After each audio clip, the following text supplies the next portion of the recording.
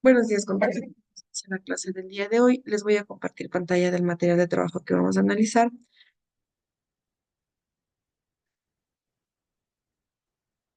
Veamos, el día de hoy vamos a ver lo que es el método de electrización. Este método tiene, ya hemos visto anteriormente dos formas de conseguir que un cuerpo neutro que no tiene carga adquiera la carga eléctrica. Entre esas tenemos la electrización por frotamiento y la electrización por contacto que habíamos visto anteriormente. La de frotamiento, les pongo un pequeño ejemplo, puede ser cuando tenemos un globo y lo frotamos en la cabeza, por ejemplo, y tiende a alzarse lo que son los cabellitos. Esa es la electrización por frotamiento. Anteriormente habíamos visto lo que es la varilla de vidrio, la de plástico con los pañuelos. El uno era de seda, la que es de vidrio, y la otra es de lana, la que era de plástico, y por eso adquieren la carga eléctrica, ¿no?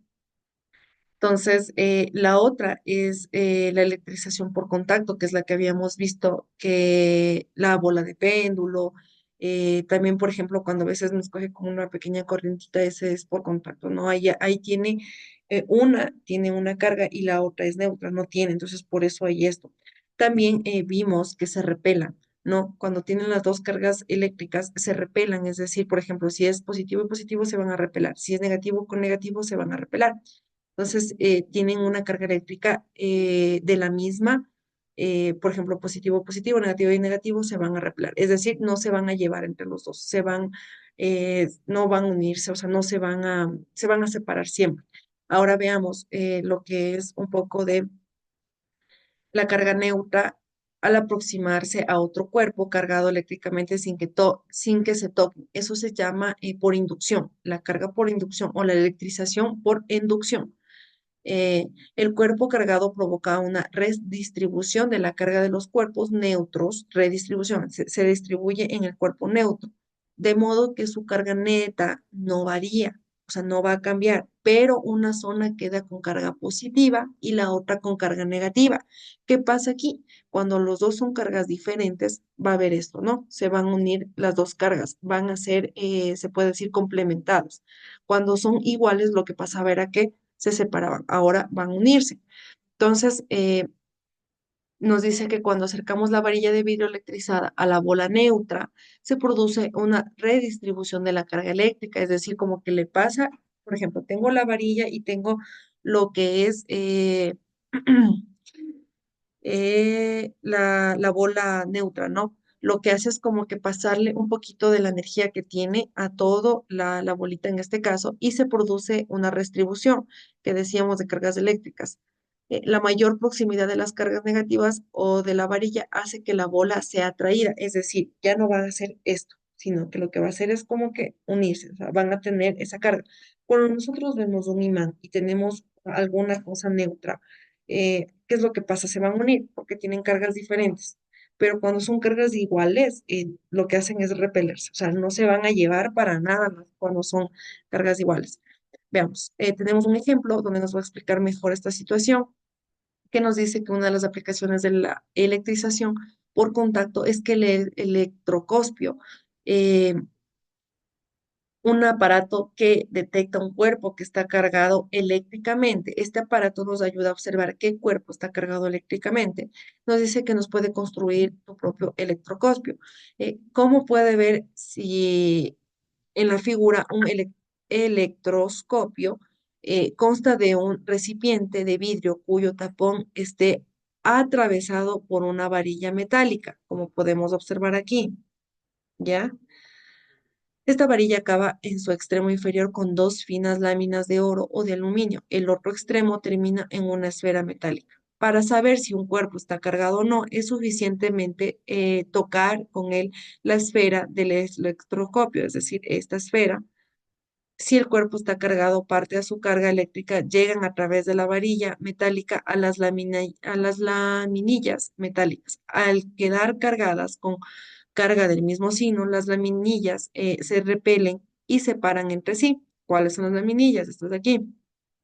Si se quiere usar el electroscopio con otro cuerpo, primero hay que descargarlo. Para ello se conecta la esfera metálica al suelo mediante un hilo metálico.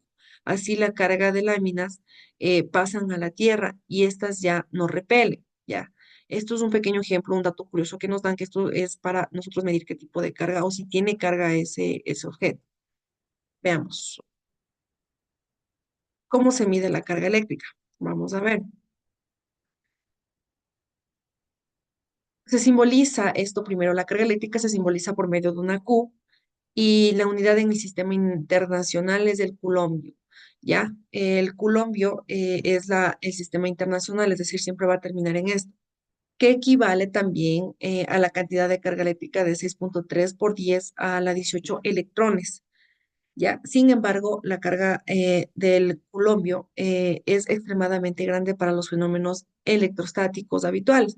Por ejemplo, a la electricidad por frotamiento, un esferográfico de plástico, el que yo les estaba indicando. Este puede quedar cargado tan solo con un número de electrones del orden de varios miles. Por esta razón, frecuentemente se utilizan unidades de carga más pequeñas. Veamos, habitualmente trabajamos con unidades y submúltiplos del culombio, como por ejemplo el miliculombio, que se representa por MC, y el microculombio, que también se representa por una U así y una C, y lo que hace el nanoculombio, que se representa por una N y por una C, o el picoculombio, que se representa por una P y una C. ¿Cuánto vale cada de este tipo de submúltiplos? Es que el uno un miliculombio vale a 10 a la menos 3 culombios. ¿Cuánto vale lo que es el microculombio? Vale un microculombio, vale o es equivalente a 10 a la menos 6 culombios.